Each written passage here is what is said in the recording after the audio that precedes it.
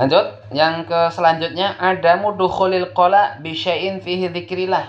Nah, tidak diperkenankan ketika masuk tempat pipis apa WC atau toilet kita membawa benda-benda yang di situ ada zikir-zikir Al-Qur'an. Ya, nama-nama Allah. Ya. Al-Qur'an, hadis, buku. Ya, enggak boleh dibawa ke kamar mandi. Kalau mau ke kamar mandi diletakkan di bawah atau di samping atau dititipin, penitipan. Ya, biasanya di toilet-toilet kalau di masjid atau di terminal-terminal kan ada tetap penitipan tuh.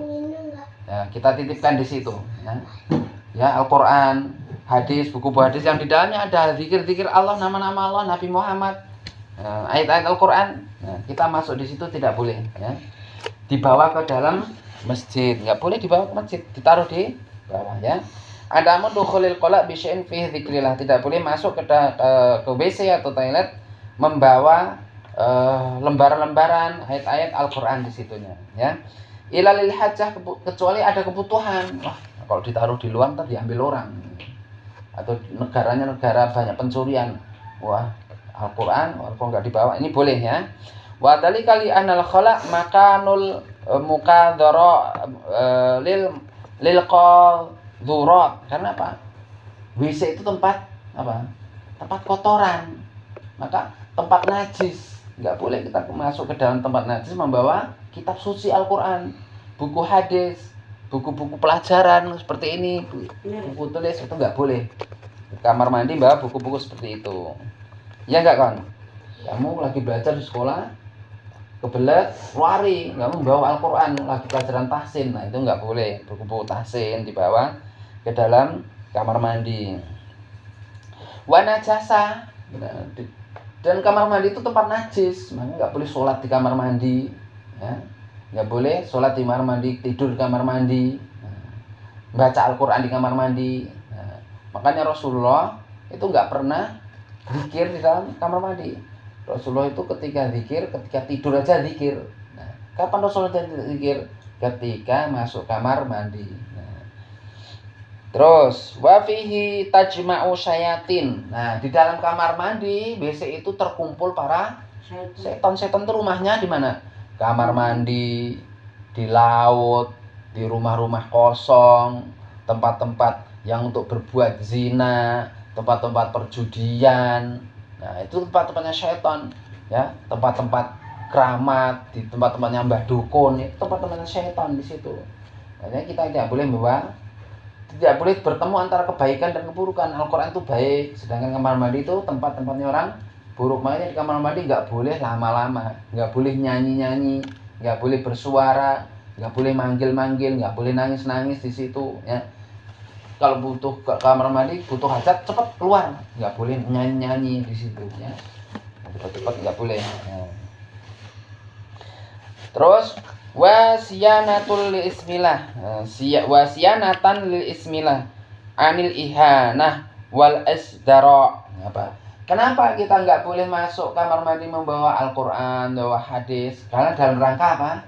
Menjaga marwah nama Allah, supaya nama Allah itu tidak dilecehkan, nama Allah tidak direndahkan, tidak direndahkan nama-nama Allah. Di situ kan di dalam Al-Qur'an ada nama-nama Allah, ayat-ayat suci Al-Qur'an sebagai bentuk penjagaan bagi nama Allah, supaya nama Allah tidak terkotori, tidak dihinakan di dalam kamar mandi. Yang seterusnya 6 apa? Yang pertama tadi cepat-cepat. Yang kedua, menutup aurat, menutup tempat kamar mandi.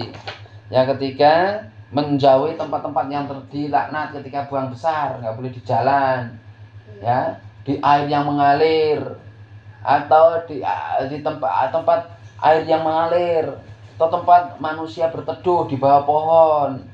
Nah, itu nggak boleh. Dan tidak boleh masuk ke dalam kamar mandi dengan membawa sesuatu yang di situ ada nama-nama Allah, ayat-ayat Allah, zikir-zikir, hadis-hadis, itu nggak boleh. Yang selanjutnya an-nahyu an istiqbalil qiblah wa istidbariha, larangan untuk ketika buang air besar apa?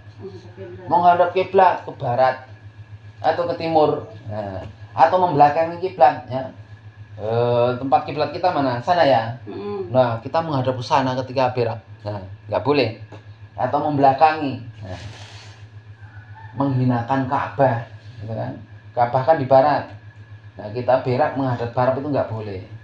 Atau pipis menghadap ke barat nggak boleh. Karena di situ ada kiblat kaum muslimin seluruh dunia. Di sana ada Ka'bah. Nah, kita mengencingi Ka'bah itu nggak boleh, ya kan? Mengencingi Ka'bah itu dosa. Apalagi menghadap ke Ka'bah sana dengan pipis. Menghadap Ka'bah saja itu hal-hal yang bagus. Berdoa menghadap ke Ka'bah, ya. Sholat menghadap ke Ka'bah, ya enggak? Untuk menghadap Ka'bah itu tempat-tempat yang bagus menghadapnya Ka'bah, bukan tempat kotor. Nah, an-nahyu 'anil istiqbalil qiblati wastidbariha. Larangan untuk menghadap ke kiblat ketika pipis, ketika berak. Nah, ini rumah sini kamar mandinya arah ke sana. ke sana. Hah? Ke sana. Kiblat kan sana.